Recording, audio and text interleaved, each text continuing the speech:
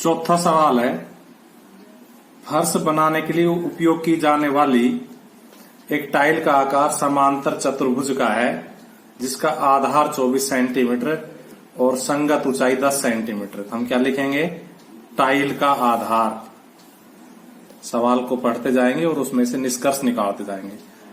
Tile का आधार बराबर 24 centimetre और संगत ऊंचाई का मतलब उसी आधार पर खींची गई ऊंचाई, तो संगत ऊंचाई बराबर 10 सेंटीमीटर। आगे पढ़ते हैं सवाल को।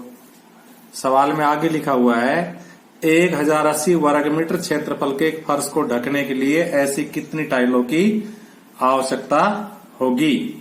फर्श के कोनों को भरने के लिए आवश्यकता अनुसार टाइलों को किसी भी रूप में तोड़ सकते हैं। ये इसलिए लिखा है कि टाइल को तोड़ के भी लगाया जा सकता है, अर्थात हमें कोने कचौड़े में भी टाइल को तोड़ करके भर सकते हैं। तो कुल कितनी टाइल लगेगी? तो देखिए, हम लिखेंगे फर्श का क्षेत्रफल 1080 वर्ग मीटर। फर्श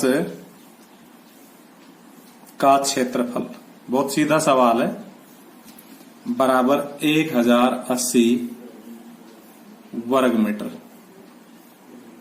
तो देखो, पहली बात तो ये है,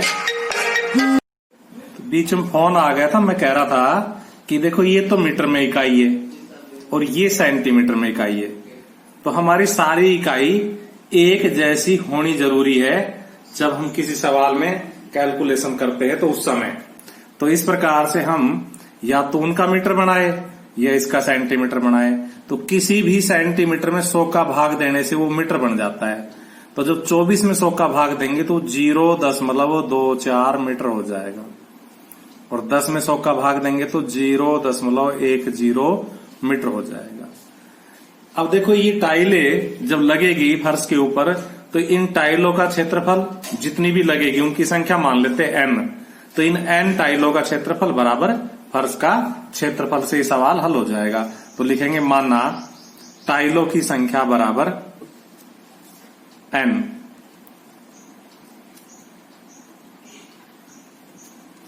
और अब हम लिखेंगे अकॉर्डिंग टू क्वेश्चन, प्रश्न के अनुसार n टाइलों का क्षेत्रफल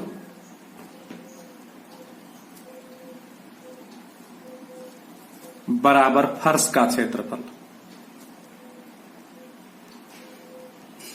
अब देखो, टाइलों की संख्या n है तो इंप्लाइज n की जगह तो n, ये तो ज्ञात करना है। और एक टाइल का क्षेत्रफल होता है आधार गुणा ऊंचाई, क्योंकि जो समांतर चतुर्भुज के आकार की टाइल होती है वो समांतर चतुर्भुज हो जाता है, और समांतर चतुर्भुज का क्षेत्रफल होता है आधार गुणा ऊंचाई। और फर्श का क्षेत्रफल हमसे दे ही रखा है 1080। हम चाहे तो या मात्रक भी लगा सकते हैं और हम चाहे तो छोड़ भी सकते हैं, कैलकुलेशन में छूट होती है। उसके बाद में जब उत्तर आता है तब लगा देते हैं मात्रक लास्ट में। तो n आधार की जगह हम कितना लिखेंगे? 0.24, ऊंचाई की जगह 0.10 बराबर 1080। तो देखो, हमें n चाहिए तो ये सारी संख्याएं गुणा हो रही थी, इधर आके भाग हो जाएगी। इस प्रकार से n की वैल्यू क्या आ जाएगी? 1080 बटा 0.24 गुणा 0.10। जब हम नीचे से दशमलव हटाते तो ऊपर संख्या चली जाती है 100, क्योंकि इसके दशमलव हटाएंगे, दशमलव के नीचे 1 खींचेंगे और आगे जितने अंक होते हैं उतनी 0 लगाते हैं, 24/100 बनेगा और वो 100 ऊपर चला जाएगा। ऐसे यहां भी दशमलव हटाएंगे तो 10/100 बनेगा, वो 100 भी ऊपर चला जाएगा। अब हम इनको कैलकुलेट कर देंगे तो यहां हमारा आंसर आ जाएगा।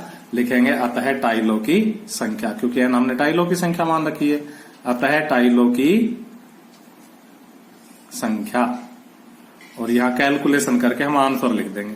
तो देखो, इस 0 से तो ये 0 कट जाएगा। अब 24 बच रहा है हमारे पास, तो 24 से काट दो इसको, पहले 12 से काट दो, 12 दूनी 24 और 12 निम्न 108। अब इसको 2 से काट दो, 2 पंजे 10। तो देखो, हम 5 को और 90 को और 100 को गुणा करेंगे तो 9 पंजे 45। ये तो हुई 9 की 5 की गुणा, 9 की और 5 की, 9 की और 5 की गुणा की 0 लगा दी, 100 के नाम की 2 0 और लगा दो। तो इस प्रकार 45,000 टाइल हमारा आंसर आ जाएगा। अब हम 5वां सवाल देखते हैं, क्वेश्चन नंबर 5। तो ये देखिए 5वां सवाल है, आपको मैं दिखा रहा हूं।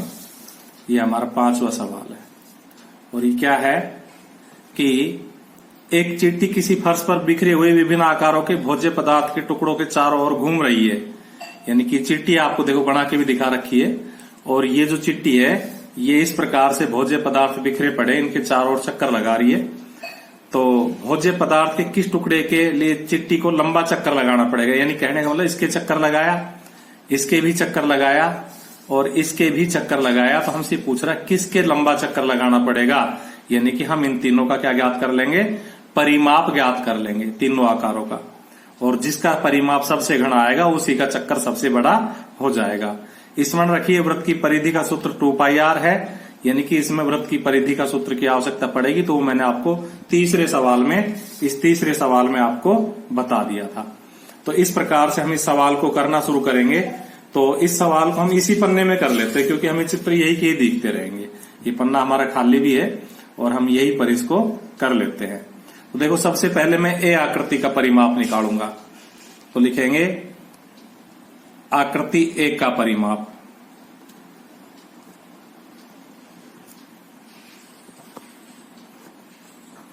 तो देखिए कितना आ जाएगा, ये 2.8 है ना, तो इसकी त्रिज्या निकालेंगे पहले 1.4 आधी कर लेंगे। तो क्या हो जाएगा, इसका हो जाएगा इसके यहां लिख लेते हैं कि r बराबर 2.8 बटा 2, 1.4 सेंटीमीटर। तो कितना हो जाएगा, देखो ये 2.8, तो ये मान लो यहां से चले तो, और फिर 2.8 चले और फिर 2πr बटा 2, क्योंकि आधा वृत्त है। तो क्या हो जाएगा 2.8 प्लस 2πr, तो पूरे वृत्त की होती है बटा 2। हम चाहे तो यहां एक बार हिंदी में भी लिख सकते हैं कि व्यास प्लस अर्धवृत्त की परिधि, अर्धवृत्त की परिधि।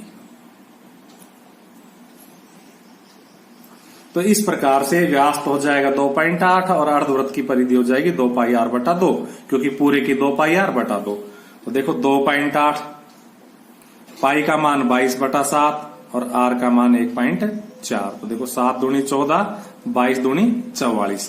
तो 2.8 प्लस 4.4, इनको जब जोड़ेंगे तो 8 और 4 12, 8 और 4 12, 4 और 2 6 और 1 हासिल का 7। तो इस आकार के चारों ओर चिट्ठी को चक्कर लगाने में 7.2 सेंटीमीटर चलना पड़ा। अब हम लिखेंगे आकृति बी का परिमाप। क्या लिखेंगे, आकृति बी का परिमाप बराबर, देखो ये अर्धवृत्त बन गया यहां पर, तो अर्धवृत्त का परिमाप प्लस इन तीनों भुजाओं का परिमाप।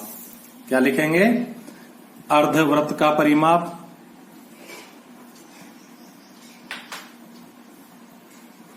प्लस तीनों भुजाओं का परिमाप।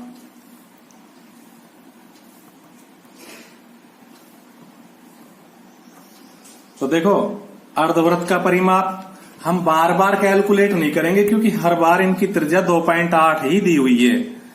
ठीक है भाई, तो हर बार हम यहां से ले लेंगे कितना, 4.4, क्योंकि एक ही सवाल है, उसमें बार बार कैलकुलेट करने की आवश्यकता नहीं है। तो हम क्या करेंगे, सीधा लिखेंगे 4.4। और रही बात तीनों भुजाओं की, तो एक भुजा तो 1.5 है, फिर दूसरी 2.8 है क्योंकि नीचे लिखी हुई है, तीसरी फिर 1.5 है क्योंकि इधर लिखी हुई है। तो प्लस 1.5 प्लस 2.8 और प्लस 1.5, इन सब का जोड़ कर देंगे। तो देखो 5 और 8 13 और 5 18 और 4 22 हासिल 2 और 1 3 और 2 5 और 1 6 और 4 10। इस प्रकार से इस आकार के चारों ओर चक्कर लगाने में 10.2 सेंटीमीटर चलना पड़ा। अब लिखेंगे आकार सी का परिमाप, आकृति सी का परिमाप। यहां लिख लेते हैं आकृति सी का परिमाप बराबर दोनों अर्धवृत्त का परिमाप। दोनों मैंने इसलिए कह दिया, पहले मैं दोनों भुजाओं का लिखना चाह रहा था, तो दोनों शब्द नहीं कहेंगे, सीधा लिखेंगे अर्धवृत्त का परिमाप प्लस दोनों भुजाओं का परिमाप।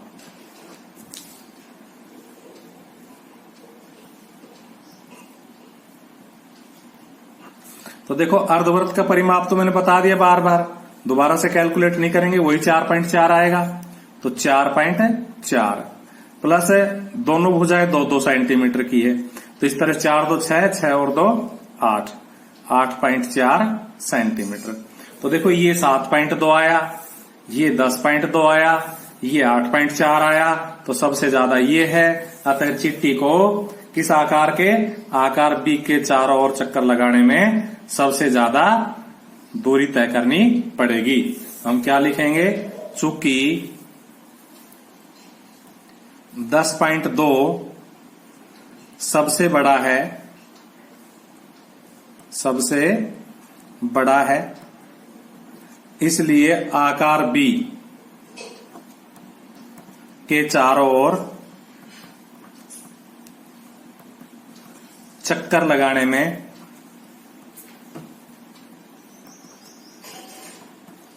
सर्वाधिक दूरी तय करनी होगी।